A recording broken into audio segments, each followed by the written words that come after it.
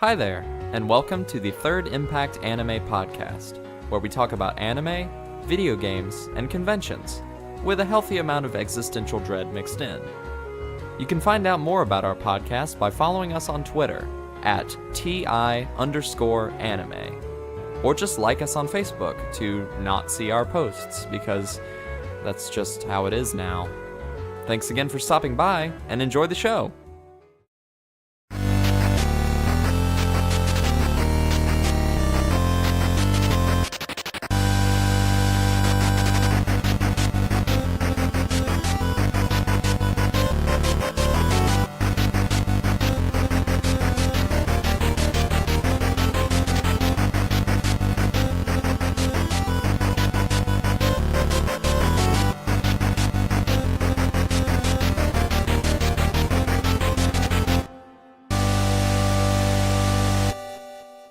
Hey everyone, and welcome to another hopefully decent episode of the Third Impact Anime Podcast. I'm Austin here, hosting this motley crew of folks that I've got here with me. We'll start off with, who do I have with me? I've got Tori right here beside me in the flesh. How's it going, Tori? I'm good. Wait, are you like physically Tobias. touching her? I am now. I'm not now.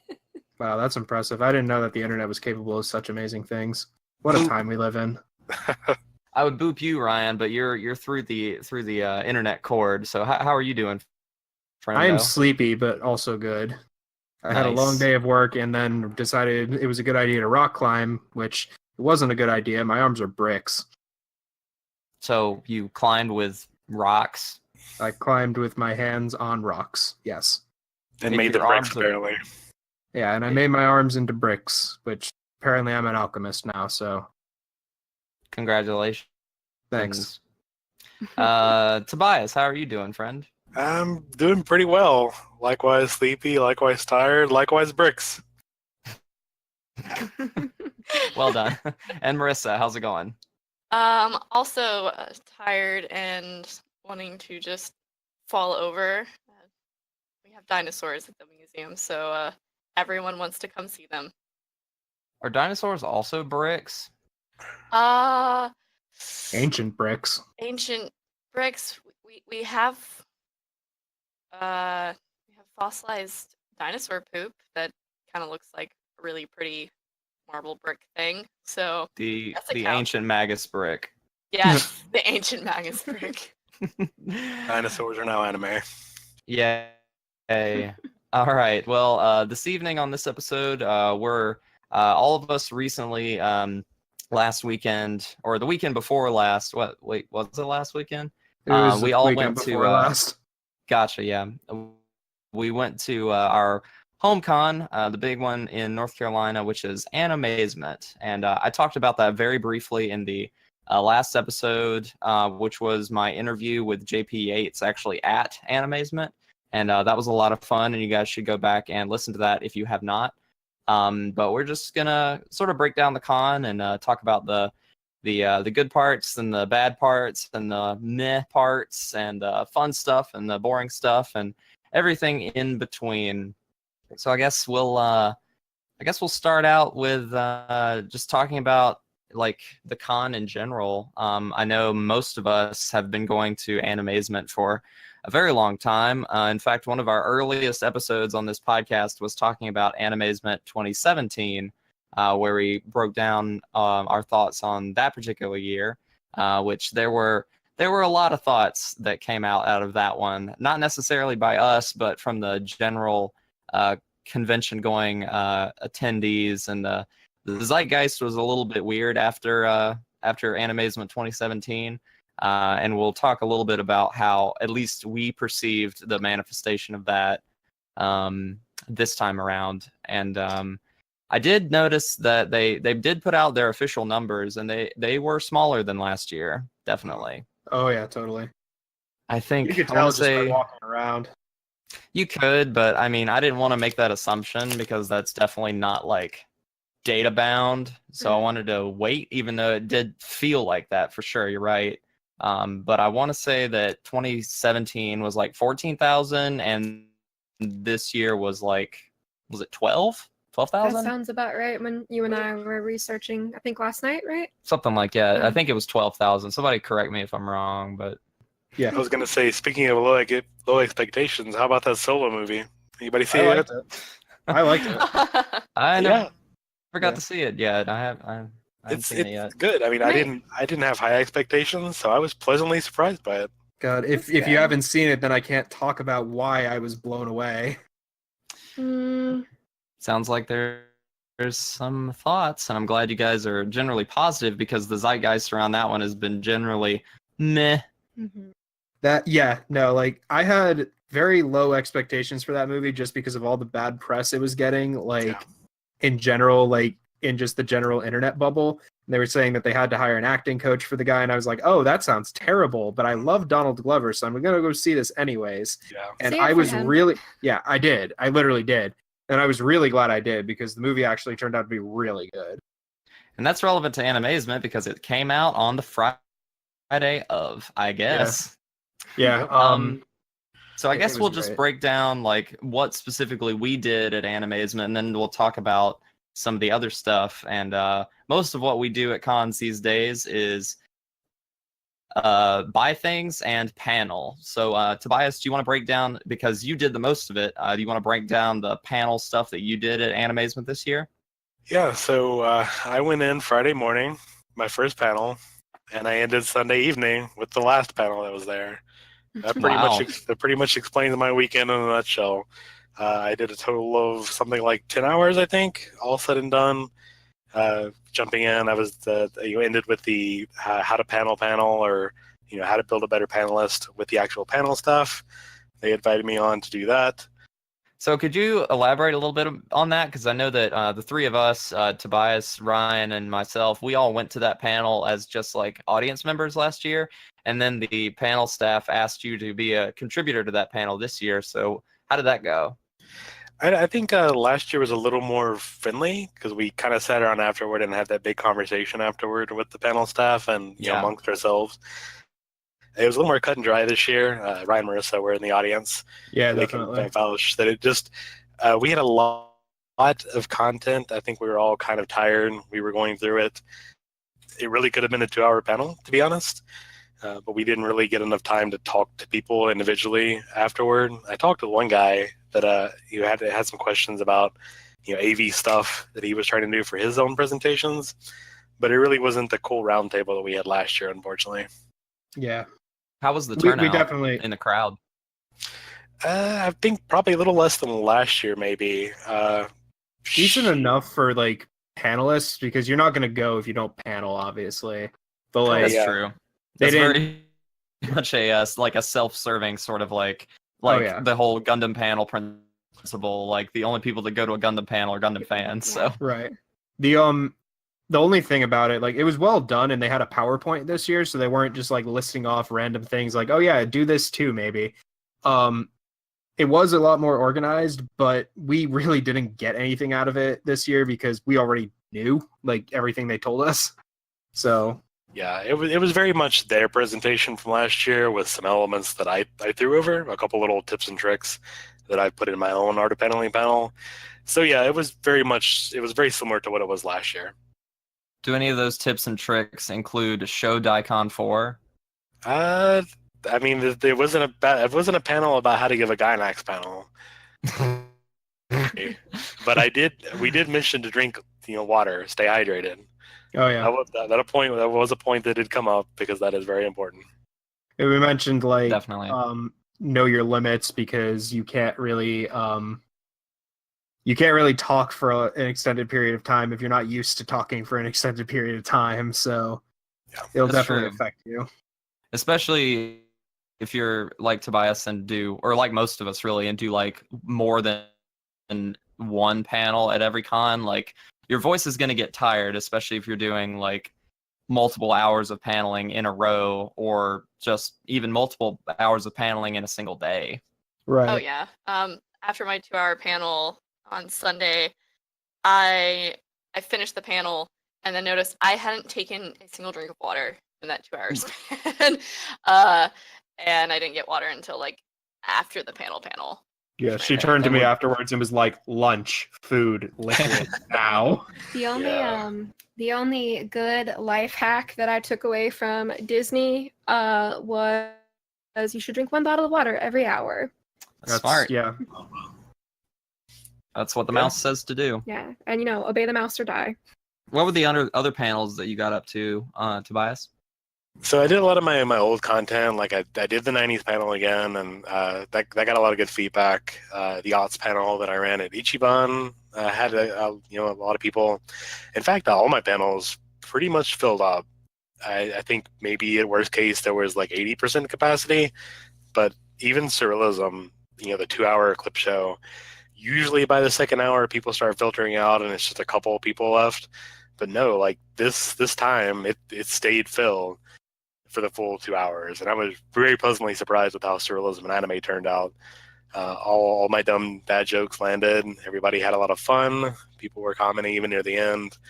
There was one point where I was showing a Pop Team Epic clip, and some Popco and PPME cosplayers walked in. Oh my god! The whole like audience like flipped out, 'cause, like we'll see what they're seeing on the screen is happening in real life. Besides my old content, I had 3 new panels. This one, 2 of which you were on, Austin, so I hope you remember those. I do. The first one was older anime for new fans, where I basically took a couple shows that I felt would resonate with newer sensibilities and explain why that would be the case. So rather than just go through and list a bunch of weird Kawashiri, hyper-violent, 80s OVAs, we mentioned, and connected, the new JoJo show with that old aesthetic, like Megalobox, connected with things like Serial Experiments Lane. We mentioned Cowboy Bebop, Project Echo, and just a bunch of a whole variety of older stuff. Saturday morning, we did Beyond Miyazaki, Anime Creators You Should Know, which is just a kind of like a 101 or 102 style panel about important directors and people that are not Hayao Miyazaki. Yeah. And that was a lot of fun, and people really enjoyed that as well. That I was surprised for a 9:30 a.m. panel that was also full. Me too. That just wowed me. A lot that people would turn out for that at 9:30 in the morning. Yeah, exactly.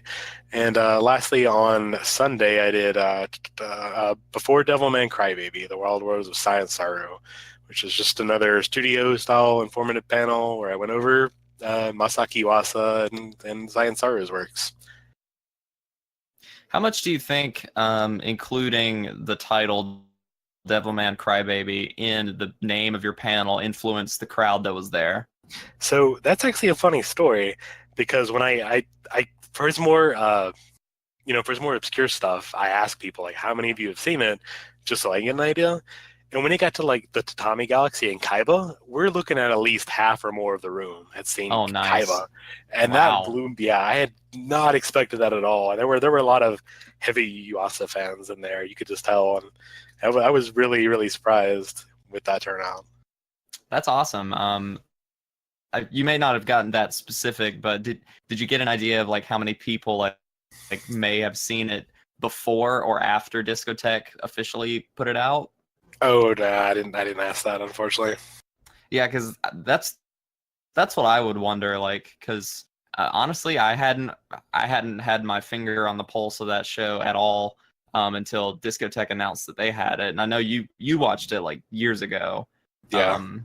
So I mean, it got me introduced to it. So I don't know if that was the same for a large number of fans, or if people that pay attention to Yuasa had just known about it all along. Yeah, so I've shown Kaiba a lot in my Surrealism panel. It's been there since day one, and I haven't really got a whole lot of response to that. People haven't seen it, so I don't know if I'm doing a good job and people are going to my panels and seeing stuff because I'm apparently a tastemaker, or if people just pay attention to a Discotheque. Apparently, I don't know, but I'm either way. More Yuasa in theaters and doing stuff is a good thing in my book.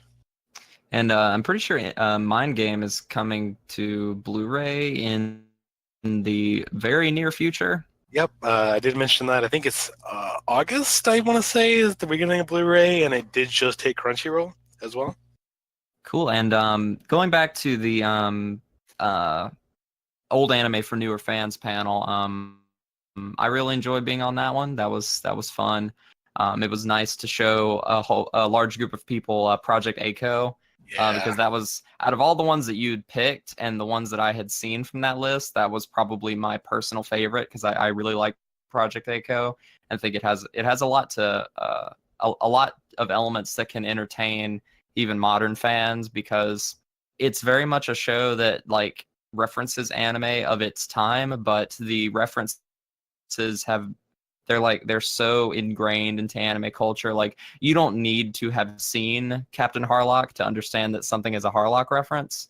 At the same time, you don't even need to understand that it's an anime reference in Project A-ko for it to be funny. It's not entirely referential humor. It's mostly just like a goofy sitcom. Yeah. I mean, that's pretty much the clip that I showed, where it's the Fist of the North Star girl. Yes. And the contrast, this bodybuilder style girl, you know, like rippling muscles and the whole like clothes ripping off, Hakuto no Ken style, but then like her, you know, her very feminine voice, girlish voice pops up, and it's just this contradiction that you don't really expect. It's pretty funny. It's timeless comedy. It is, and like Seiko trying to play like rock paper scissors with her, and she gets so upset. Just such a great clip, and I'm glad people found that a lot really entertaining.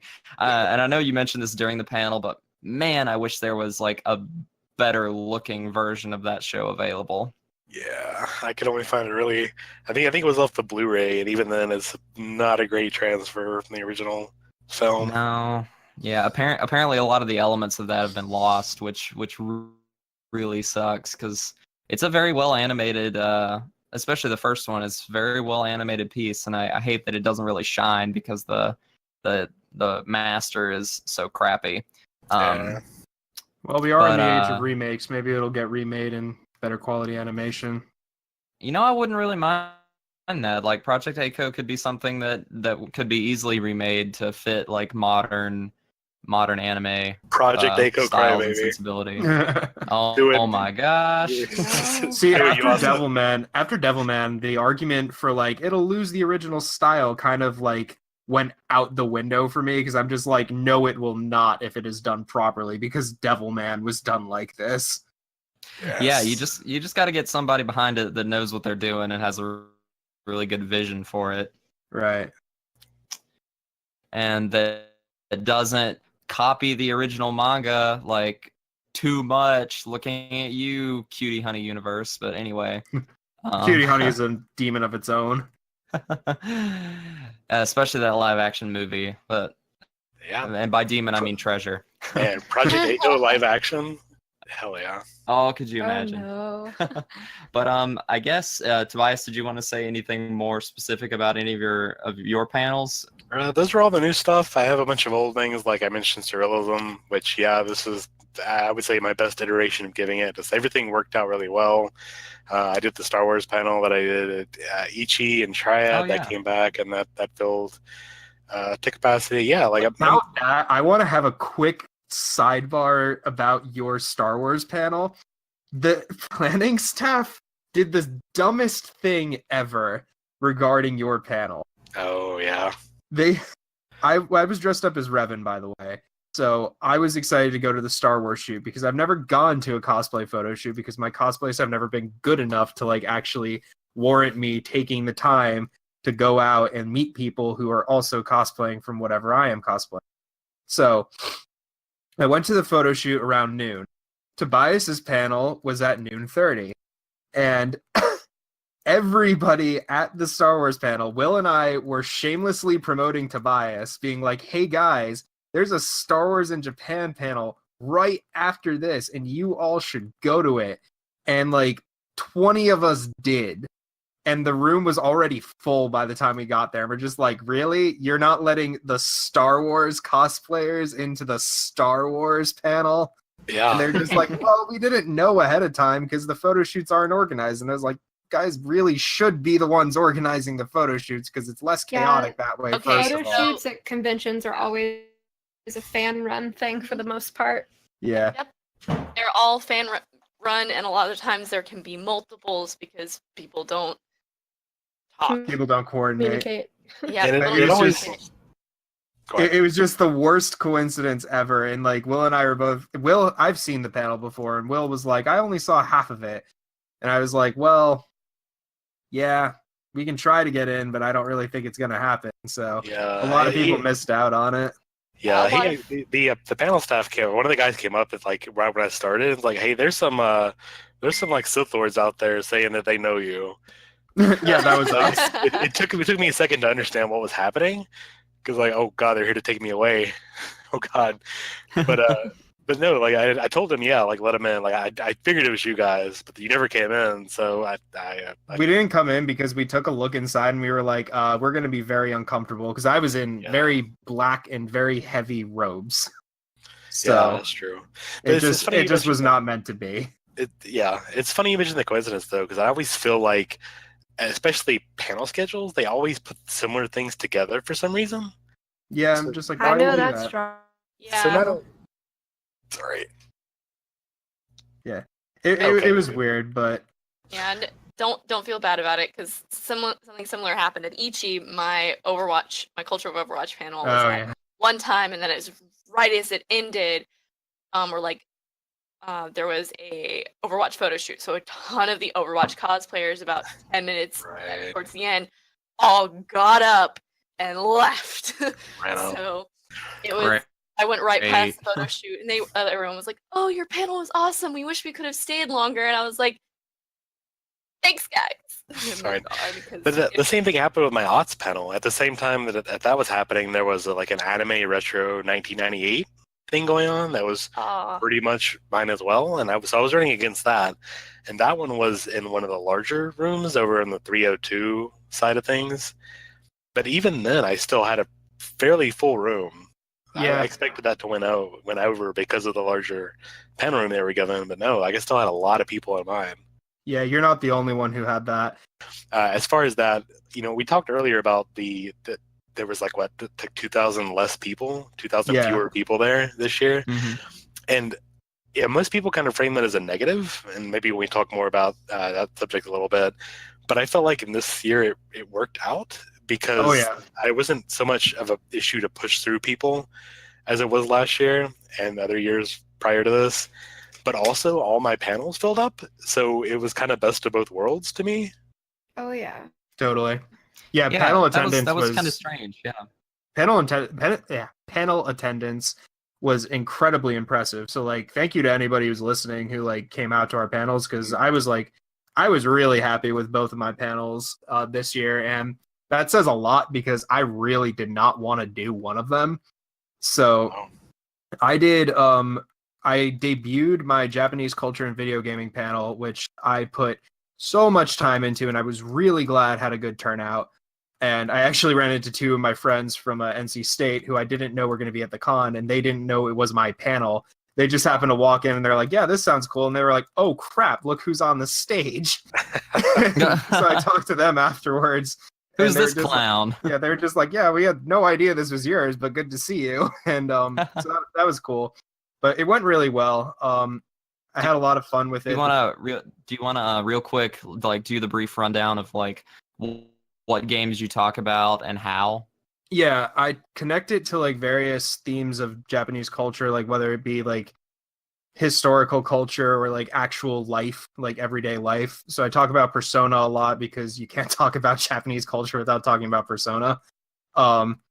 And I also talk about Okami because of Shintoism. I talked about Muramasa the Demon Blade, talked about a couple of Tome games. There were about 7 or 8 games I mentioned, and I did a whole section on anime games. I just threw together a compilation of footage of games that I have and talked about how they influence like, the fighting game scene, because most anime games are fighting games. And also I talked about like a lot of Shinto myths, and then said like, here's how like certain video games portrayed those myths. And like, granted, they're not the myth verbatim, but they have a lot of significance in them. And so that panel was a lot of fun, and I really was glad with how it turned out, because the week before, Con Crunch was bad. I had no free time, and any free time went to that panel. Yeah. So it turned out really well, and I was happy about that. And the other panel I did was the anime that saved anime again for like the 7th time. And I always like doing that one at new crowds, but I had applied for that before Triad, and then it got accepted after Triad. And when I got that acceptance email, I was like, crap, I don't want to do this one again. Because at Triad, I had like the worst crowd ever. Like it was such chaos. Everybody was yelling. This one guy dressed as Dr. Stein or Professor Stein from Soul Eater had to stand up and like tell them to show me some respect. And I was like, bless you, sir, but this is chaos and I don't want to be here anymore. So when I had to do that panel, I can see how that would like kind of sour you to wanting to do it. Yeah, so I didn't want to do it in the first place, but I was like, whatever, I already committed to doing it. I'll get it done. Hopefully it'll be fun. And it was at 9:30 at night, and I was tired because I was helping you guys. I was in black robes for most of the day, just I wanted to be done so badly. But then I wound up doing it, and I was really glad I did because God bless Michael. Yes. Our friend Bless Michael. Dino. Bless the dino. He came to AZ in a inflatable white dino suit. And not only did he do that, he was volunteering in that suit. There was literally a white dino with a yellow volunteer vest running around. So if you saw him, that was Michael. And I thought that was amazing. So he came to my panel. Where did they even station him in that? I don't know what he was doing, but he was just like, yeah, I did most of my volunteering in the dino suit. And I was like, all right, cool. Wow. And he came out of that thing shortly before my panel, and he was just wet because it was so humid in that thing. Oh yeah, because Sarah's panel was right before it, so he took a break. Yeah. And then for my panel, I like to play music before mine because 1, it helps me do sound check, and 2, I don't like talking to the audience, so just playing funny music either gets people to like sing along with it or just laugh because I play meme crap. And so Michael went up in the dino suit and started dancing to some of the music, and that was funny.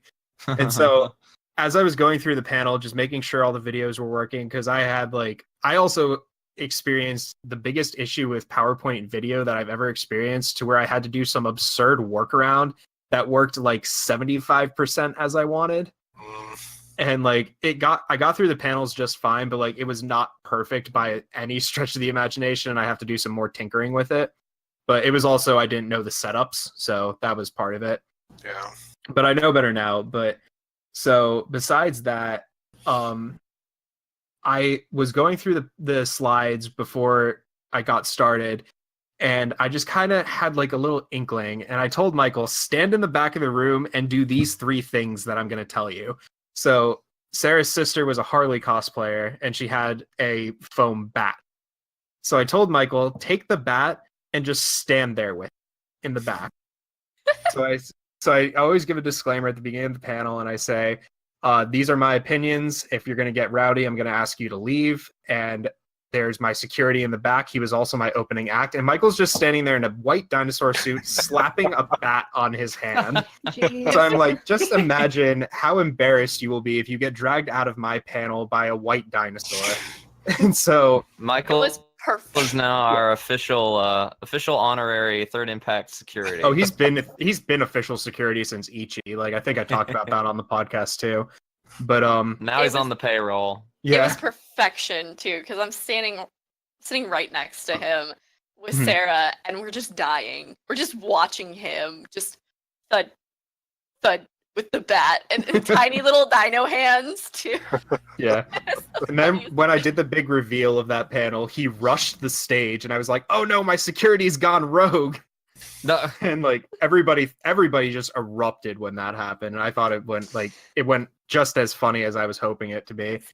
And then as I was getting to, I do a couple of charts in there, and I realized like normally when I do panels, most of the time, except for AZ, because AZ is actually like, smart with their setups, most of the time the projector points behind me. So I can normally just turn around and point to the screen. This time the screen was to the front and side of me, so I couldn't see anything. So I was like, okay, crap, what am I going to do? And I was showing a clip at the time, so I was like, I could just kind of make jokes and like arbitrarily point, but that's going to look like crap. So I was like, wait, Michael has a pointy stick. And so Hey. I was just like, as I got to the slide, I didn't tell him about this because it was last minute, like literally right before the slide. So I was like, okay, Michael, get up here. You're going to do a thing for me. And he like walks up and I was like, point to things that I tell you to point to. So he was like arbitrarily pointing to what I roughly told him to. And everybody was laughing. So even if like my data was wrong, they didn't notice because there was a dinosaur. So that's how you get people to believe anything you say. It's just have a funny dinosaur involved. yeah, Oh, and yeah. like that was actually Welcome to America 2018. I kind of wonder like how many people thought that it was like originally supposed to be part of the act because it was the least scripted thing I've ever done and it made it the best like run of that panel that I've ever done. So like by the end of it I was really glad that I actually did it. And it will hint. Hey, you never know what will happen to these things. Yeah. No, it was crazy though. Like I was really glad that I ran in the end because I was like I had so much fun with this. Like I knew the material a lot better than I ever had before as well. So I started like ad-libbing a bit more and made it, you know, kind of fresh for me. And the audience was very respectful this time. Nobody was like losing their mind. People obviously like, you know, went along with the joke and then, you know, let it be. But whenever people asked me a question, it was like actually an intelligent question. And like most of them I had the answers to, which I always like because I like having a dialogue. And but yeah, so my panels went like great and I was really happy with them. So what about you, Marissa? Well, I started out on Friday doing panels. I debuted my Culture of Overwatch Super Shimada Bros edition. It was a narrowed down and expanded version of the Culture of Overwatch panel that I did at Ichiban Con. I had a lot of people that came up to me and they said it was really good. And someone even mentioned, they're like, you spent a ton of time on Genji and Hanzo, and you seem the most confident about that material. I decided I know a lot of information about these two characters, and there's so much about it. Let's expand it. So, and the fact that AZ is a little stricter on the panels that they accept. They prefer things that are mostly Japanese culture related. So having a Overwatch world culture panel might not fall underneath their little nice umbrella that they have. So I was like, I'm gonna narrow it down. And I was so happy with the turnout. Everyone was super receptive. I had a lot of fun with that panel. Only one problem. So this is my second time going to Animazement and my second time doing panels with them. And I forgot one tiny detail. You have about a 30-minute gap between you and the last panel, while both Ichiban and Triad, you have no gap. So as soon as it hits that time, you are in your seat, your panel is ready, and you go. You don't have much time to even do anything. So I'm sitting there going, wait, I have 30 minutes, and it's just awkward silence. And there's people in here, and they're staring at me. Darn Time it. to break out the puns. I am not really good at small talk, as Ryan can attest to. So I was like, shoot, what do I do? And then I was like, I look over at Ryan, I'm like, do I play the dragon short? And he's like, do it. I'm like, okay. So I bring it up. It's only 8 minutes, and I still have like 15 minutes. I'm like, okay, I'm gonna have like another awkward break afterwards. So I learned like next time for panel like conventions like Animazement and some other ones where you do actually have a bit of a time to actually play some music, because I have a playlist of Tokonbanbu music, so I just kind of played that in the background, which worked out really well. But on the topic of my Tokonbanbu panel, it was on Sunday, and for 2 hours. So applause to everyone that came out to that panel and sat through the entirety of it. It was, even though it was very small, there wasn't as many people in that one as I had like in the previous years. Last year at AZ, I think I had either a Friday or a Saturday slot, and I filled up at least over half the room. This time I only had You had about a maybe quarter. 15. I had about 15 people in that room, ish, give or take. Not really. A handful of people left. You didn't see it. You were preoccupied playing your Switch or something. Yeah. But my Overwatch one was pretty much that entire room was filled, and I was so happy that turnout was really well, and I got to talk to a lot of other people about Overwatch stuff afterwards. So I think that's everything when it comes to paneling for AZ on my end. Off the top of your head, guys, do you guys recall like how many the fewest amount of people you've ever had at a panel has been? 2. 2? I've actually had pretty good luck filling rooms, especially considering at Ichi, I literally gorilla'd it and like managed to fill the small room, even though it was like And literally last minute. But hated you Tobias? for that. I think for me was a Super Famicom, where there was one, I think the N64 panel I gave, I was waiting 5 minutes into the panel time for anybody who showed up at all. And then there was one person, and I think a couple other people eventually filtered in, but I was ready to go ahead and give a panel to an empty room. Famicom is Famicom now. Yeah, The that's same true. thing It's happened to small. me at Famicom too. I had like 7 people, I think, and for a good like 25 minutes of my time, I think only well, it wasn't even that. Well, yeah, maybe it was because it was an hour panel, but it was Edwin, Will, and Sully, and I was just sitting there having a conversation with them, and then finally people started showing up, and I was like, God, I guess I got to do this, don't I? Here we go with the I guess, bullshit. I guess for me, my Yeah, lowest basically. my lowest turnout I want to say was whenever I did my Gynax panel at 1 a.m. at AWA. Oh no, geez. That was such a disaster because like I was using my old computer at the time, and apparently that room had been The broken malfunctioning one. all day long. yeah. Yeah, it was pretty sad. But- And like every time I plugged in my HDMI cable to my laptop just died. Yeah. Oh But you god. know what? A lot of people actually ended up staying and watched your panel, even though it went well on into the night. That's true, but by a lot, Tori means like 7. That's a good turnout for a 1 a.m. panel. That's true, Yeah, and I to be started honest, like yeah, 25 it minutes is. late. Yeah. So Yeah. no, it really is. I'm thankful to every single one of them. If Yeah. you're listening, I love you. Yeah, I only I would- had at Ichi this past year, my Token Ranbu panel, I only had 3 people show up. One had to leave midway through, so I was only really talking to about 2 people. That was not including Sarah, who was in the audience.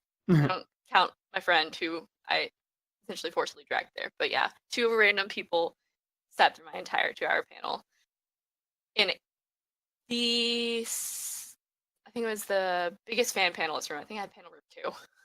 And there was no one there. I was like, Oof. great.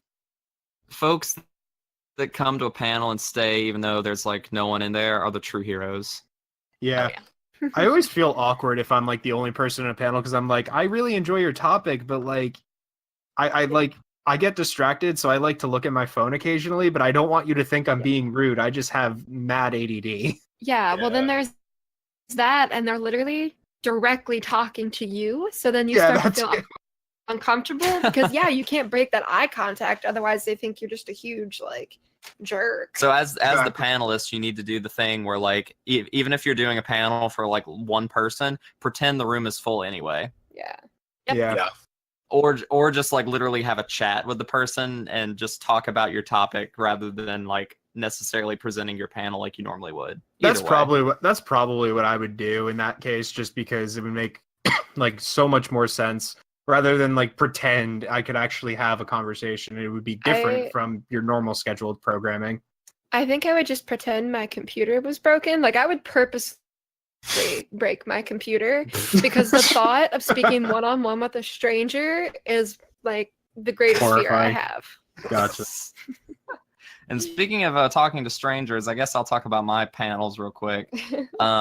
So I did 2 panels. I did my Shinichiro Watanabe panel, which I premiered at TriadCon a couple months ago, and that went over really well. It was kind of awkward to do that though, because like Shinichiro Watanabe himself was actually at Animazement as a real guest. and he was doing his own panels about his own work, which apparently there was a unfortunate mishap regarding one of Watanabe's panels, which I'll mention in a second. And so I did that panel, and that was a lot of fun. Basically, like, Tobias, you've got that thing where you talk about, like, oh, the kids haven't seen Bebop these days. Well, all the kids that had seen Bebop came to my panel, so I'm very grateful for them. Yeah. So that was good to see that a lot of people were there. And I did do I thought of it off the top of my head, like as I was going through some of the shows. And I started to ask the audience, were you first introduced to Watanabe through Cowboy Bebop? And like a lot of people raised their hands. And then I was like, were you first introduced to Watanabe through Samurai Champloo? And then like a few people raised their hands. And then the one that surprised me the most was like, all right, how many people got introduced to Watanabe through Space Dandy? And like 5 people raised their hands. And I'm like, all right, that's really cool. Like people getting into stuff like Cowboy Bebop by way of Space Dandy really made me feel really good, because it shows that, you know, people who would watch something that's still relatively new and relatively popular like Space Dandy would inspire them to like go back into the past and rewatch something like Bebop that they didn't have any like pre-established attachment to. So that was very encouraging. That made me feel really good. And also, Watanabe, and he unfortunately did not come to my panel to Well Actually Me, which I was really bummed about. Yeah, I know we joked about that, but I was like secretly hoping. I was like, that would honestly be like the greatest story ever that you would never be able to top. Yeah, man, you have to quit anime after that. I would. I'd be able to retire with dignity. Honestly, if I were you and like that happened to me, I would have never run that panel again, because you could never have topped it. No. You also should have singled out the absolute hipsters in the crowd and asked who got into Watanabe through Terror and Resonance. So when you mentioned, you know, who all had been introduced to Watanabe's work through Macross Plus, I forgot the part where Harmony Gold busted out of nowhere, out of the back, and like offered you a lawsuit right there. Sorry, like, what? That's not real. That's Robotech Plus.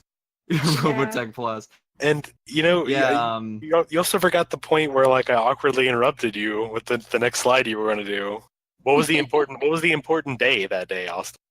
Oh, frick! It was Watanabe's birthday. Yeah. So not only did you give a panel about his work while he was there, it was his birthday. That's true. That was ridiculous. I made a slide where I gave him a little birthday hat and a birthday cake. And yeah, you're right. That was what the guy well actually me about in more or less words. Wait, that was me. Say? He said Oh. Yes. I thought you forgot, so I literally jumped in like, Austin, you forgot, and you said, yeah, that's the next slide. And here during the podcast, when it's important, you forget. Well, I'm a creature of many mistakes. Why haven't you learned this? You are definitely a creature, Austin. Yeah. Austin is flaw. I need to write down all of my memories so that I don't forget them. I completely lost track of the fact that guy was Tobias, and I was about to throw hands. I was like, who was mean to Austin? Nobody. It's not that he was. I mean, Tobias is mean to me normally, so I get paid. I get paid to be mean to him, though. It's fine. That's true. He makes minimum. Better than nothing. Yeah, exactly. But yeah, the Watanabe panel was a lot of fun. It was really cool that it was his birthday, and I made sure to remind everyone to go, like, if they met him that weekend, to go tell him happy birthday. Even though when I met him, I totally blanked and forgot to tell him happy birthday, but I did tell him that he was my favorite director, and he told me thank you. Did you tell him about the panel? No, I didn't, because it was like a couple hours beforehand that I actually met him. Why didn't you tell him? Because I didn't want it to be awkward to be like, hey, I'm doing a panel where I'm literally just talking about you, and you're you, so you should come listen to somebody talk about you. I didn't want to do that. That would be too weird. Yeah. There's more subtle ways. Yeah. There's more subtle ways, but I wanted so badly for him to well actually you at your panel, because that would have been just like so great.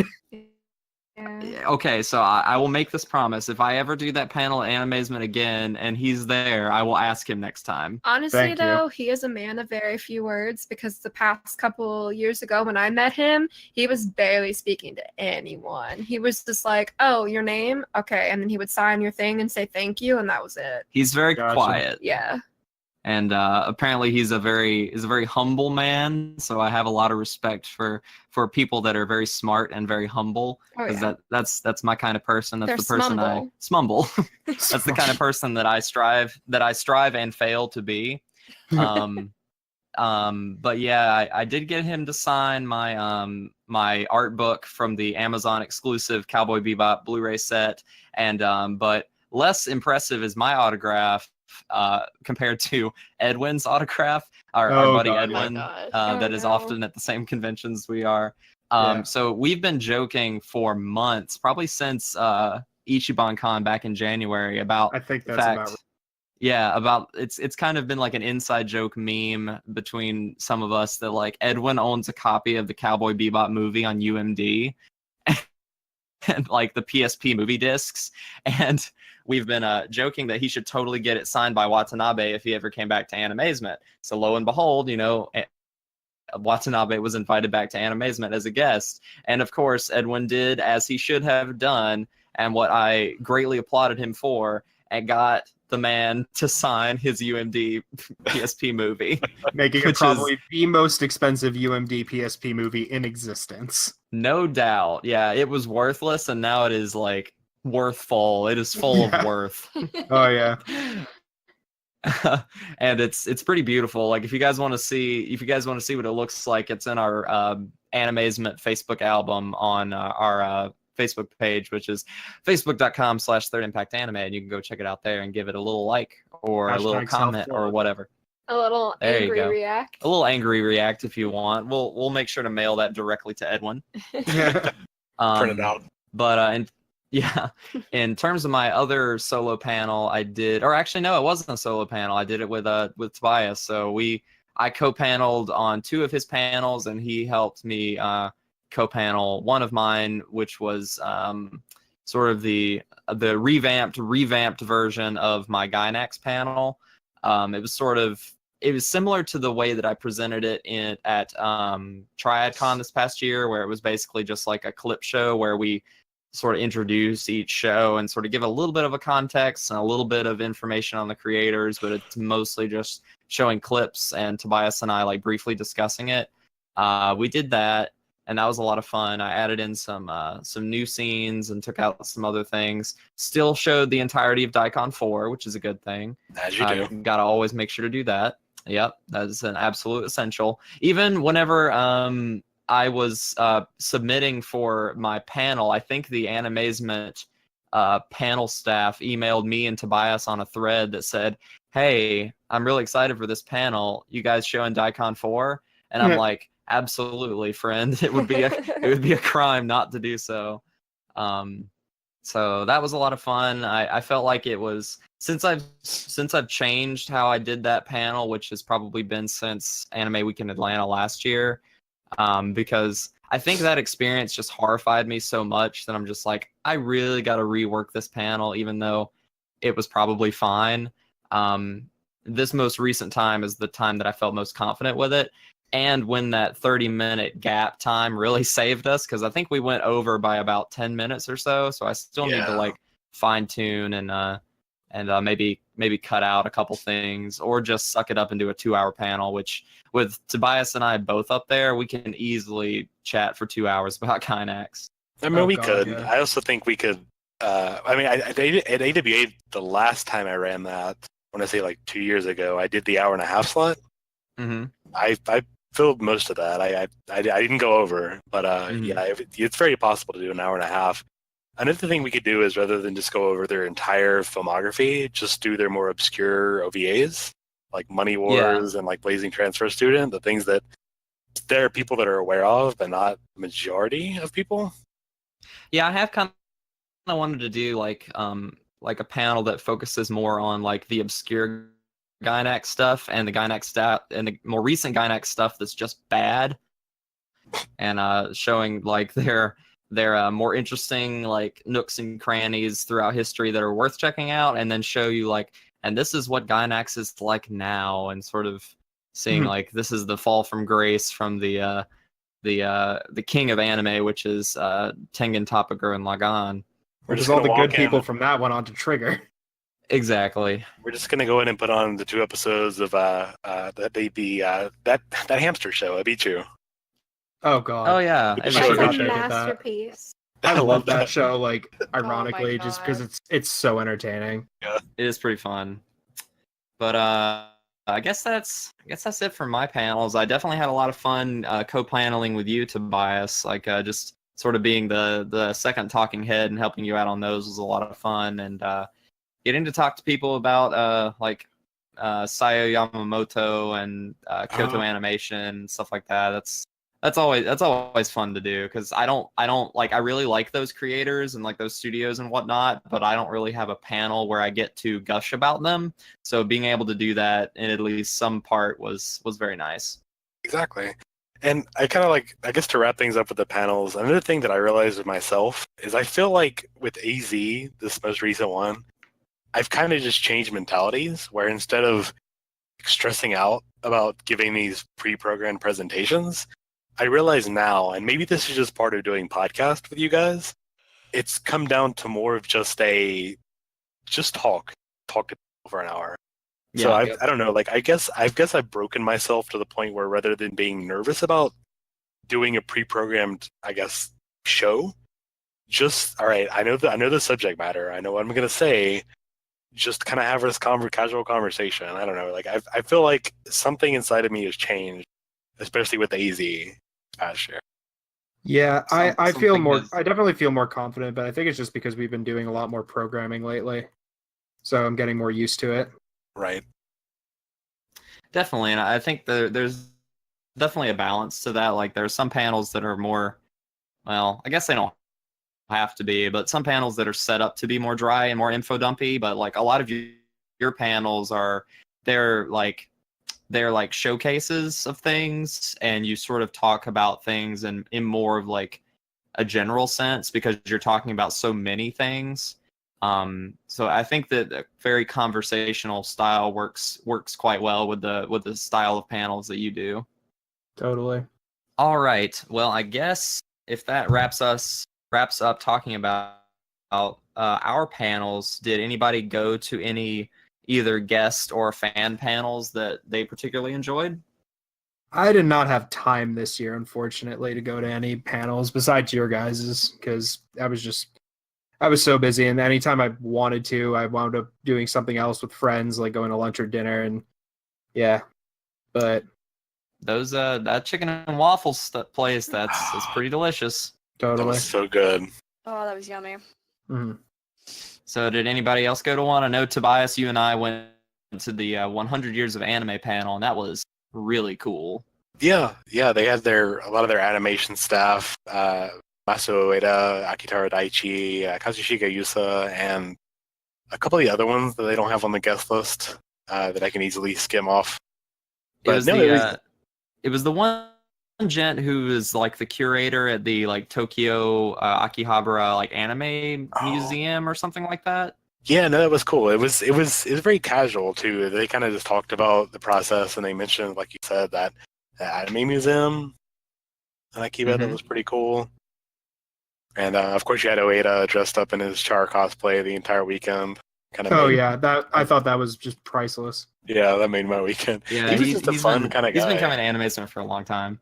Yeah, it was fun. I did get to see Elizabeth Maxwell also. She signed my copy of Breath of the Wild, because she was Urbosa and Riju, the Gerudo people. So that was really cool. I have one of the 4 champions down, which I really do want to get all of them to sign it eventually, because I love that game. Yeah. Speaking of that, I don't know if you, because I know, Ryan, you're on this mini crusade about this, and I want to go back to that particular panel that we were talking about in just a second. But so did you get the spiel that Derek Stephen Prince is also the voice of Frieza? What? Yeah, that's what I said. So whenever I was in line for his autograph. I want to say Saturday afternoon. Uh-huh. He had Dragon Ball Super, like autograph like posters or something like that, because he said that Funimation has produced a dub for Dragon Ball Super that is specifically made for the Southeast Asian market, because they have a lot of TV channels in Southeast Asia and like Singapore and whatnot that run anime in English. And it's been like that for decades. Like this Wow. has always been that way for a very long time. And he voices Frieza in that particular dub because Funimation still does that dub, but it's a totally different cast. Interesting. I didn't know that. I'll have Yeah, to next time I'll have to add him to my collection of Frieza signatures. So who do you have so far? I have Linda Young, I have Little Karibo, and I have the Japanese voice actor whose name is escaping me. Ryusei Yeah. Nakao, who Yeah, was him. again suspiciously absent from this year's Animazement. Yeah, I have this little Frieza pop, and I talked about this last year, but I have this Frieza pop that I bought when I met Little Karibo because I loved him in Dragon Ball Z Abridged, and he was the voice of Frieza. So he signed that, and then I found out Linda Young and Ryuji were coming to AZ last year, and I was like, oh, I can add to this. So I had them sign 2 other sides of the box as well, and I have one side left that I was reserving for the Super voice actor. But I heard that was kind of a lost cause because he never goes to cons, but if Derek Stephen Prince is a voice actor, I can probably track him down again at some point. Maybe so, and the gentleman that voices Frieza now is unfortunately going through he's going through a lot of health problems. Yeah, he doesn't make appearances. Yeah, like he's had some significant throat surgeries and whatnot. Gosh, I can't remember his name. He's Greg Ayers' brother, and his last name is also Ayers, but I can't remember. Chris Ayers, that's his name. Gotcha. He frequently updates his Twitter account with like how he's doing and stuff like that. So it's nice to keep up with him. It seems like he's doing better, but always keep him in your thoughts and whatnot. But going back to that panel that we went to, Tobias, I thought it was funny how like a lot of the conversation like in that panel was talking about the 100 years of anime video that they showed at the very beginning. Right. Which I've watched like 5 times. Like it came out around like December of last year, and it's just an amazing little video that shows you just how much like how much it's gone through, like style changes, animation changes, and just so many different things throughout the decades since anime first started in 1917. And a lot of what the old timers on the panel were talking about was how like there's no Urusei Yatsura in this video. But then they also went into talking about like their particular processes and like working in the industry and what their challenges were, and it was just so fascinating. Like I didn't really have much of a personal connection to much of the things that they had worked on. But just hearing it like directly from people that have been working in the anime industry for decades, and like getting their perspective on things and just hearing their thoughts on certain things, and just them being able to even through translators, just like talk to the room. It was just really special and really fun. And I did manage to get a decent recording of that panel on my phone. I got about 45 minutes of it, which is about the whole thing. And I'm thinking I'll probably upload it as like a bonus episode to the podcast feed. So be looking out for that, because it's pretty fun just to hear them sort of sit up there and crack jokes and talk to each other about anime. It can be a bonus episode for our Patreon that we're about to launch. Absolutely. Yeah, absolutely. And speaking of that, this episode is brought to you by MeUndies. MeUndie aprons. I'm gonna print out my postage with stamps.com while wearing my MeUndies, and also making a blue apron meal. And something Vistaprint. Yeah. Squarespace. Yeah. So any other panel stories that anybody has?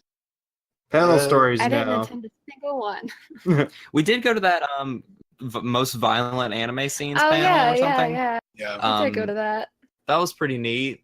It was violent. I It forgot certainly- about it after we walked out of the room. Yep. Certainly I was was. just Yeah. I was just so relieved that the panelists didn't show any rape scenes because Oh, like I am same. so not about that. Yeah. But it was pretty wacky. They showed some like Mad Bull and like Go-Go 13 and what else? Like some newer stuff like Another and Corpse Party. Corpse Party and Blood Sea. let's see. Did they show anything from Higurashi? Because I was kind of surprised I that don't they No, didn't. think I don't think so. they did. Yeah. Mm-mm. Even Umineko, because there's that one scene where like everybody's guts are out on the table.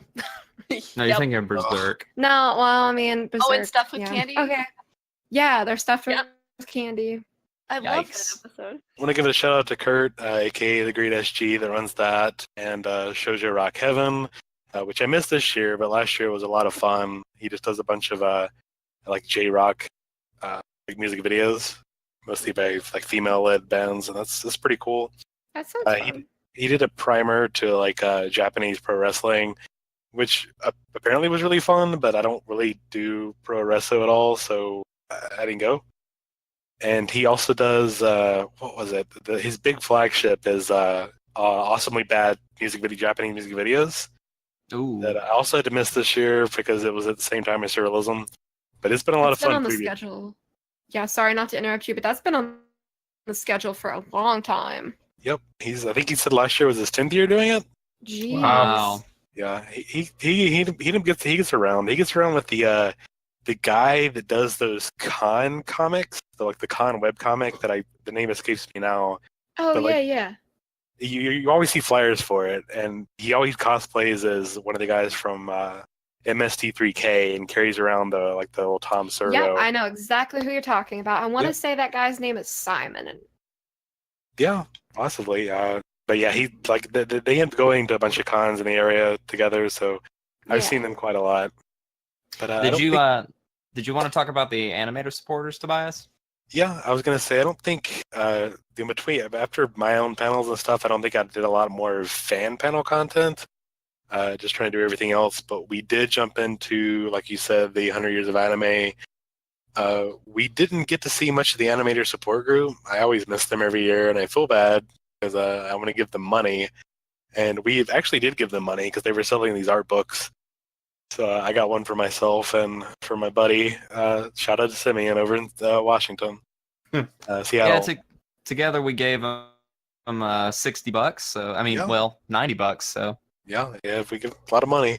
But when we did the 100 Years of Anime panel, we got there early, and they had Hitomi Kariya was wrapping up one of her live drawings, and I posted the tweet that she shared that at on the article that I wrote, so you can catch a look at that. But that was kind of cool to see her do the live drawing stuff. and she did some work on Darling in the Franxx, and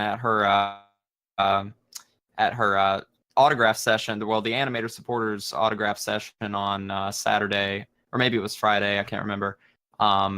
They were doing like for the first like 10 or so people that were coming through, both her and Kenichi Kutsuna, another animator support group member, were doing like autograph board drawings of various characters that they'd worked on, and she was doing like 02 and Ichigo, and he was doing I couldn't get a hugely great look at it, but I think he was doing characters from Madoka, because I think he worked on one of the movies or something.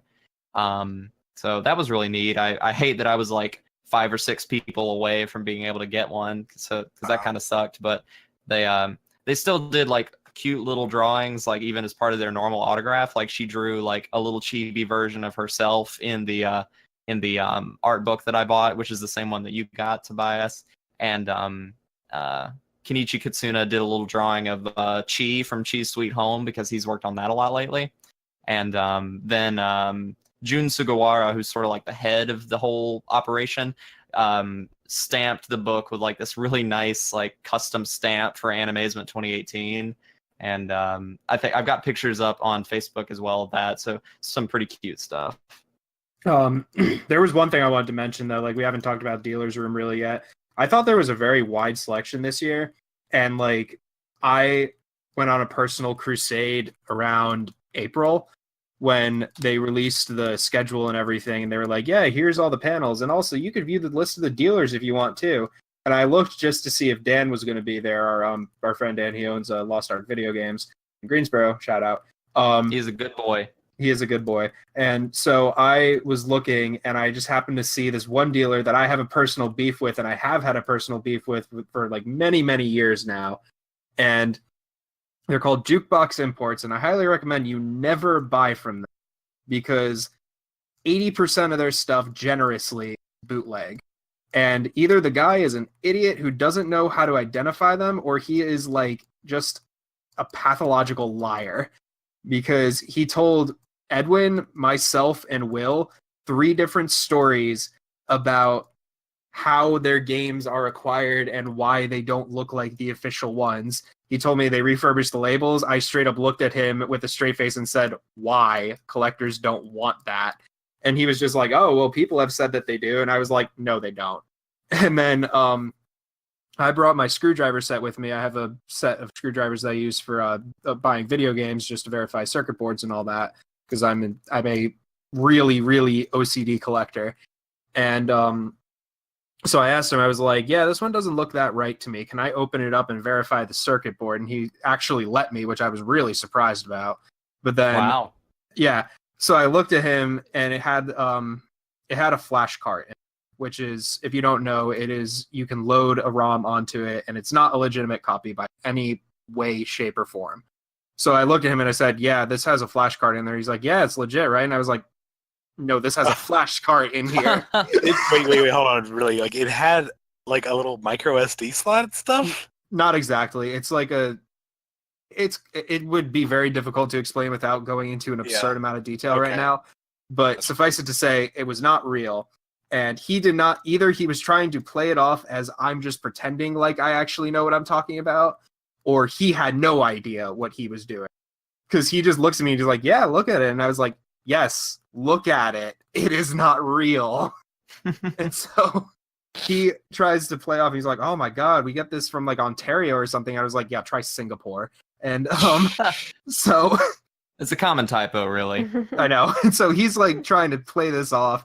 Edwin goes and does the same thing because he knew I was like on a blitzkrieg against this guy, because I despise people who sell like bootleg crap at full price, especially with the prices he was charging. He was charging more than MSRP for fake games. And so I contacted the dealer's room staff back in April about this, and I was like, yeah, I don't like this guy because of X, Y, and Z. And I phrased it a little bit, more eloquently, but I spoke to them and they were just like, yeah, we have actually heard that about a few dealers before, but nobody ever actually comes up to us the day of, and we can't do anything about it unless that happens. So here's our phone number. Call us or text us if you see this guy and verify that he has fake goods, and then we will do something about it. So I did, and I called them, went to talk to them. They were just like, yeah, we had people go to him in like plain clothes, like they had staff and whatnot. And they were like, yeah, we're definitely not inviting him back this year, but he has real stuff out now. We know he didn't before, but we can't peg him unless he sells it at the time. So they were like, yeah, just thank you for telling us. If you do actually buy something from him and it's fake, like, great, but we can't like prove it right now, but we're just not going to invite him back. And I was like, all right, well, at least you're doing that. So I felt moderately successful. That's better than nothing. Yeah. I felt successful, and like there were a couple dealers selling like bootleg wall scrolls, but they weren't selling them for full price. So I was just like, you know what, one victory is enough for me right now. Well, I'm glad that the staff was very like eager to work with you, it seems. Yeah, I was happy about that too. They actually like seemed to give a Yeah. crap about whether or not their dealers are dealing proper goods. Yeah, because like that stuff's gonna get around. Like if Animazement just sort of or any con really just sort of indiscriminately accepts like vendors that people know are not like selling legit things, then that's gonna reflect poorly back on the convention center at some point. or Yeah. back on the con, convention yeah. itself. I mean, yeah. Yeah. So yeah, keep on being Deputy Ryan. Yeah. Tobias, I'm still waiting on my badge, by the way. Oh crap! I didn't make you that badge. No, I knew I you forgot did not. something. I knew I forgot. I was promised a badge. So everybody in the comments, please comment "bad Tobias," just so you know the message sinks in. Or what about badge, Tobias? Okay, that too. Yeah. Just imply that Tobias is a bad boy who didn't give me the badge, and he needs to give me a badge.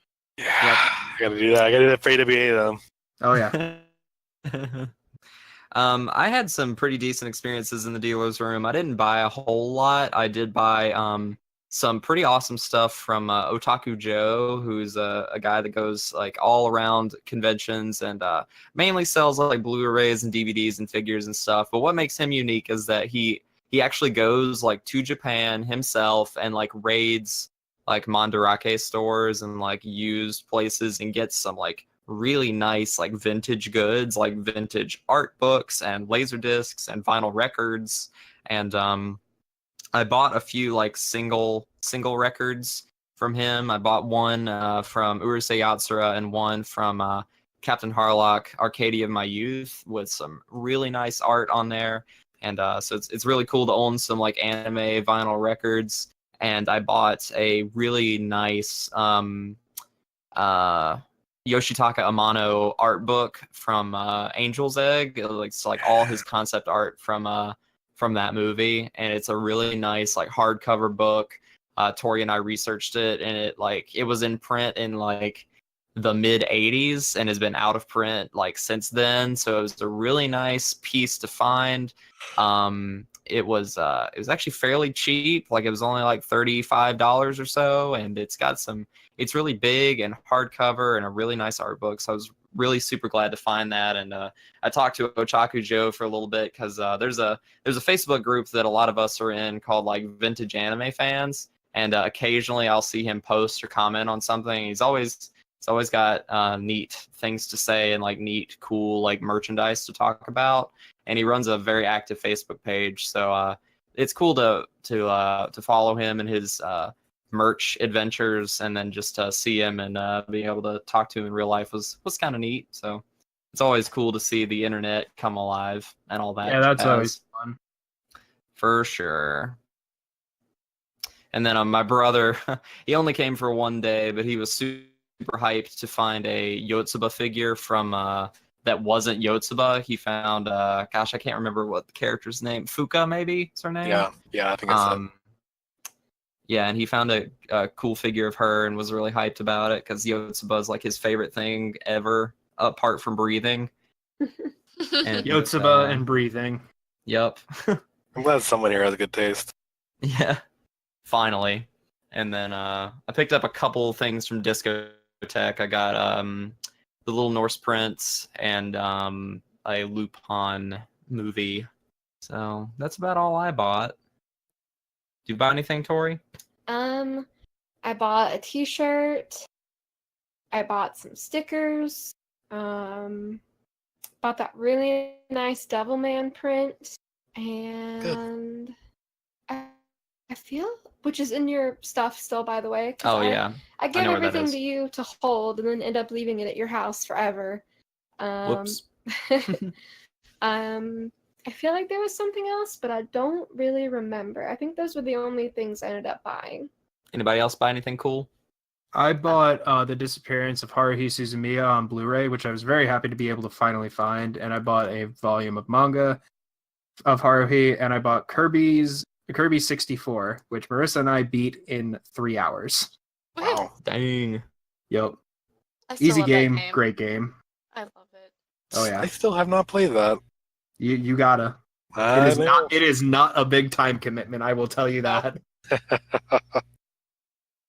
I got a lot of manga, which is kind of surprising because I'm not usually one for buying a ton of manga series, but luckily a lot of the dealers had them for like 20% off of cover price, so it's like sold. I'm eventually going to buy these from the bookstore, so might as well do it now.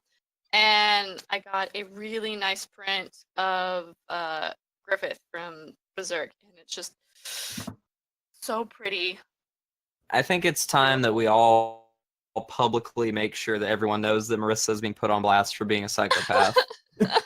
She says nice. It's It is a nice print, but it's a really nice piece of art. Like art-wise, it's pretty because it just looks so nice, and you can tell like because he's staring. Like his helmet's kind of coming off. He's in his creepy armor. His Do you, black do demon you armor. expect for that to be do you expect for that to be enough for me to redact my statement? He is a jerk, but it's a wonderful print. And Either way, also Griffith did nothing wrong. I commissioned I hate one you, of the Tobias. artists Go away. I found on the first day wandering through Artist Alley. She actually had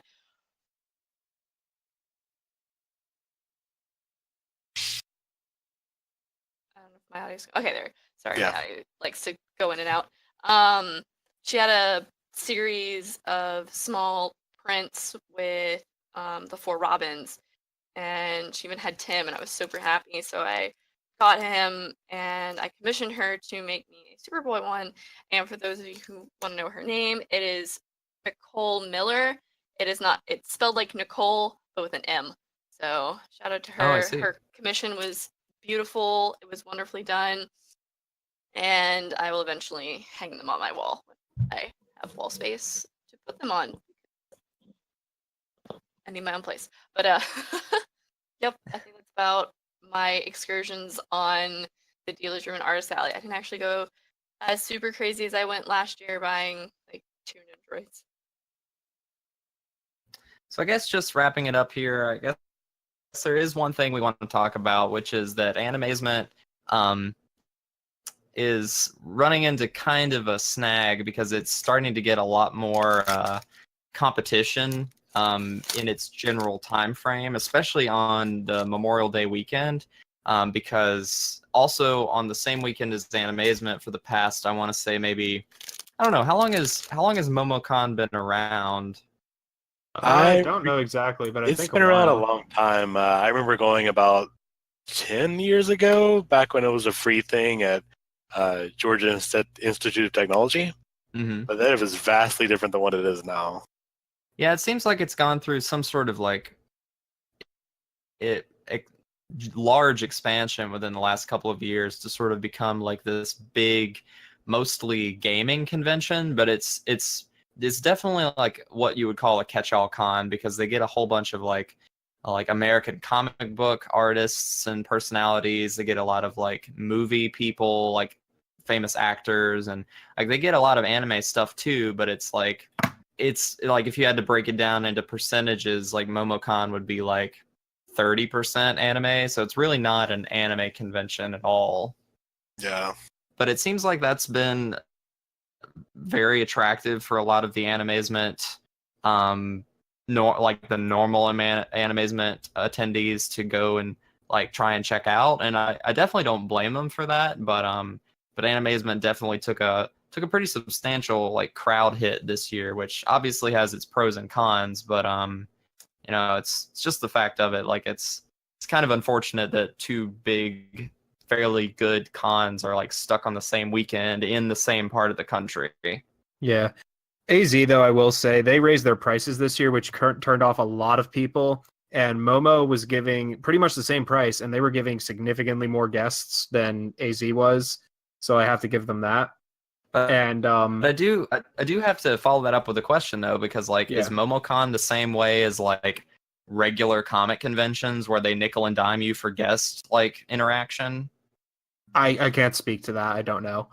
Okay, But, because that would be the major caveat for me. Like, That would if be, they yeah. didn't do that, I would be like, wow, that's pretty incredible. Like, if I can go and meet like Steve Bloom or something like that and not have to pay for an autograph at MomoCon, I'd be like, yeah, that's totally fine with me. But like, Yeah. I know that like anime convention culture and comic book convention culture are like night and day when it comes to that stuff. Oh yeah. Oh, totally. Yep. The other thing is, speaking of nickel and diming, the other thing that I've heard a lot on the internet is I can either afford to go to AZ or I can afford to go to SuperCon. And SuperCon is in July, and they do nickel and dime you, but they have insanely famous people who go there.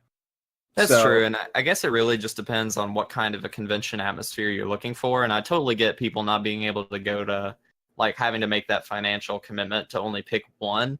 Yeah. And there definitely is that sort of idea of like, well, I've been going to Animazement forever. It's time to check out something new. And I That's kind of my totally get mentality. that. That's kind of my mentality. Like, I want to take a break next year and go down to Momo because my sister lives down there as well. I know a bunch of people are saying, like, let's make a trip out of it. Let's go down, have a good weekend. And also, like, there's just a lot of internet personalities that I saw that I really want to meet because I followed them since their careers were, like, budding. So I kind of feel a part of that in a way. And also, on SuperCon, like, it's pretty much the same ticket entry for AZ for a 4-day pass, and it's like at least $20 to get a signature from anybody there. And the voice of Batman, Kevin Conroy, is going to be there, and I want to go so badly, but I can't justify that 'cause it's so expensive. Yeah, I don't really know what the answer to that is. Like, that's just kind of a tough bind to be in, and like with the guests being so much more like quote unquote high profile, like Comic-Cons, like I don't see them backing down on this like nickel and diming for autographs and pictures and all that stuff anytime soon. Well, the reason for that is they let the guests set their prices, because if they don't, the guests won't come. So it's kind of like either you pay Yeah. or they don't come in the first place.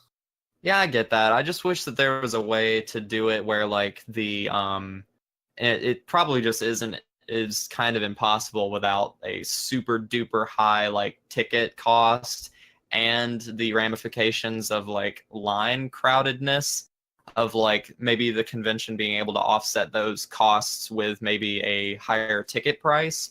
But then again, I'm sure there's like a huge element of crowd control that they have to maintain, because like, what if Kevin Conroy was doing free autographs and pictures? Like the line would be insane. Oh yeah. Like to a degree, there is a pro to like a lot of, you know, Western fans not really knowing the names and faces of certain like Japanese anime guests, because they don't know who they are necessarily, even though they might know their work. So the lines for their autographs are typically a lot more manageable. Right. So I don't know. I feel like AZ, it's weird. like I want AZ to keep succeeding because it is my home con. It's been here for ages. It's a non-profit, which is impressive. And also like the only thing that they gotta step it up a little bit if they do want to be able to, like, they gotta entice us a little bit more. Yeah, definitely. And you know, it's 'Cause also I like, did have fun this weekend, but I more so just had fun hanging out with people that I know, and I can do that anyway. So like, I wasn't really sold of like I had fun at AZ. I had fun with people. We just happened to be at AZ. Mm-hmm. So that's my 2 cents on it. Yeah, and I do. You bring up a good point about Animazement being non-profit, because I mean, I can't think of any other example of a convention that does that, because most conventions are like they don't do it that way. And Animazement is very, very heavily invested, and you can tell by their programming and their guest list in like spreading educational content about Japan to the Southeast area. And that's kind of like their mission statement, if you will, even though they present as a mostly like anime Japanese Japanese pop culture convention. Right. So it'll be an interesting thing to monitor. It'll and a lot of these things definitely vary like year to year. Like, you know, Animazement had one of the first appearances of Studio Trigger in the United States back in 2014, but like it's 2018 now. They gotta keep, you know, keep up in the ante every year, and keep on. I know that can be really tough. Yeah, definitely. So that's our advice to Animazement. Like, we believe in you, we love you, we want you to live your best life. I think to that degree, different guest would be a good idea as well. They kind of bring a lot of people back time and time again. And while Watanabe is pretty awesome, I saw him last year, And yeah, Frieza's voice actor came several years in a row. We've seen the Jackables time and time again. And again, those are all great shows. But are they really special guests if they're there every year? Let's get Mari Kondo. Yeah, let's get whoever. Yeah, we could do it. Yeah, the KonMari thing. Yeah, let's like anybody. Just bring somebody. Like I like the type of guest they bring in. I enjoyed seeing the animators this year. They were really excited to be there. But I do feel like they're kind of samey year year from year. So yeah, like excite me with some new guests, some new voice actors. Totally. Bring back Trigger, or Mariyama, or maybe not Mariyama specifically because he's been around into these things a lot. But like bring new interesting people. Definitely. I think do some more like those like kind of what they did with the Dragon Ball Z thing a couple years ago.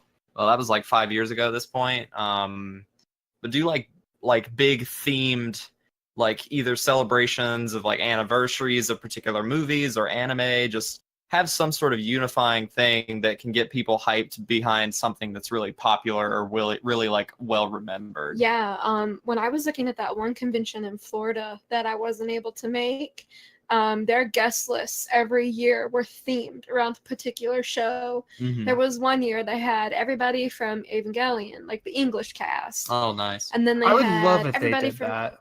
right, and then they had everybody from Bebop, the English cast, the year after that. And I don't remember for the years before, but it seemed like everything they did was themed around a show. Yeah. So, which was really cool. Like for example, like just tossing this out here there, like 2018 is the 20th anniversary of Cowboy Bebop and Cardcaptor Sakura. Yeah. Like they could do like a big Bring anniversary me thing about Sakura that herself. Yeah, and that's another thing too. Like Animazement seems really just bad at advertising themselves, and I don't know why. Like they have a lot to offer. Like even if, like you said, Tobias, and we all kind of feel it. Like sometimes it can be a little samey, but that doesn't mean it's bad. And they should tell people all of the cool things that they have, but their social media presence is not slim to none. It's very like matter of fact. They don't follow up on posts. They don't follow up on guests. But like the most successful like convention social media things I see are the cons that post like 3 or 4 times a week, for months on end to really get people excited to come to their con. I think the largest part of social media thing I see from Animazement is that Facebook group, which I've had muted for 2 years now. Oh, I don't blame you. Yeah. I always look forward to the once a year where just something explodes. It's a beautiful nightmare. And I think if the most people interact with your event is through a Facebook group that's not, I don't want to say it's poorly moderated, but it's just not related to the convention itself. The problem is that Whitney's there, but they have not made her an admin, and they need to, because it was not created by Animazement. It's a fan group. Yeah, and that's like the 90% of the interaction I get or would get had I not muted the group, in the actual months between the events. And it's not related, because I've been to a couple different Facebook groups and seeing Twitter for different conventions, and they're nowhere near as off topic as the Animazement group is. So it's just Yeah. The on the whole, like Facebook anime communities are not the greatest place you want to be. But then again, there are some good groups out there, like Vintage Anime and Anime Collectors Galore, which I will sing the praises of to my deathbed, because they are very well moderated. Everyone should go and like the page Third Impact Anime, and also follow them on Twitter, because they're very quality content. From what I know, they're not super problematic. No, Third Impact? Yeah. That's true. Yeah. We try and be as boring and dull as possible. What? All right, guys. Well, I know everybody's getting kind of tired because we've all had long days in one way or another. So I guess that'll wrap up this episode, unless anybody else has anything they'd like to add before we close. if you're going to complain about the paneling content at an anime convention, get off your booty and submit your own content. You have no excuses, children, to complain year after year after year that the paneling schedule sucks, because that is something that you can take into your own hands and fix yourself. Yeah, Thank you, Tori Soapbox. I remember last year I posted on the AZ page the exact same thing, and I said, like, and on that note, I'm going to make 3 panels and submit them to AZ, and I did. 2 of them got accepted, but I did it. You did it, Ryan, You did and we thank you for sticking by your word. You're a good man. Yep. All right, guys. Well, I guess that does it for our episode about Animazement 2018. If we sounded a little meandery and sort of like we're on drugs, it's because we are. The drug is life and being tired. And don't do drugs, children. I mean, my please. drug of choice is plastic anime girls, but you know, yeah. melt them down. They have a real good vapor. I inject discotheque Blu-rays straight into my veins. Yeah. Oh my God. Or if you want to make it easy, just blame Steve Jobs. He's probably somehow responsible. Yeah. Probably. Follow up drug of choice, obscure magical girl shows that no one has watched but me. Legend of the Galactic Heroes is coming out on Blu-ray. Thanks, Obama. Yeah. All right, so Marisa, where can people find you on the social media as well as Token Rambles podcast? You can find me at Twitter at Muse0Ika. And for Token Rambles, you can find us at Token Rambles on Twitter and Token Rambles podcast on Facebook and Podbean. Wow, I'm blanking. And if you're interested in anything Token Rambo related but don't know how to get into it, you can go ahead and join our own little Discord that we have at discord.me/Token Rambles podcast and join us over there. And Ryan, everything. where can people watch you play video games or not talk to you on Twitter because you don't log in? Yeah, I don't use Twitter anymore because social media is a plague and I don't like it. But I play video games on twitch.tv/1RDMgamer. And Will, Edwin, and I are working on a game show that has yet to be named, but we're going to be talking about like a topic per week or every 2 weeks or however frequently we actually get together and do things. That's like kind of to be determined, but we're really looking forward to debuting that. And it'll put to rest once and for all the rumors that Edwin is just a name that I use to make up stories. He is a very real... Like, Edwin is a very real person who is, like, the most interesting addition to cons that I've ever had. He's a character. Yep. Mm-hmm. Tobias, where can people chat you up about anime and read stuff that you write? You can just go to your local convention. I'm probably going to be there, not shutting up about anime. But in the virtual space in the Wired, I'm on Twitter as Reverend_Tobias. Likewise on Facebook. It's just Reverend Tobias. Tori, where can people talk to you about Bang Dream? If you want to put an anime figure inside of a human skull and shake it on every full moon of the month, that's the quickest way to get a hold of me. That's too much commitment for you. You can follow me on Twitter at worstwaifu. And as for myself, if you want to hear me talk about probably a lot of Kingdom Hearts related stuff in anticipation of E3, and always bad puns and stupid anime crap, you can follow me on Twitter at BebopShock. That's Bebop as in Cowboy Bebop and Shock as in Bioshock. And if you want to read some of the stuff that I write every now and again, whenever I feel like it, that will be on our website, which you can find at thirdimpactanime.wordpress.com. And that's where you can find our review index, where we have like a full list of all of the shows that we've done, all of the articles that we've written stuff on, and all of that stuff there. And we've got a contact form if you ever want to send us an email or anything like that for any reason. If you have questions for us or want to, have us come out to your con and do some panels, we would love to do that for you. Just drop us a line over at our website, or you can email us directly at thirdimpactanime@gmail.com. And I guess that'll do it. So I really appreciate all of you guys for being here tonight. You're a great crowd to talk to as always. And I guess we'll see you in the next one. Goodbye. Goodbye.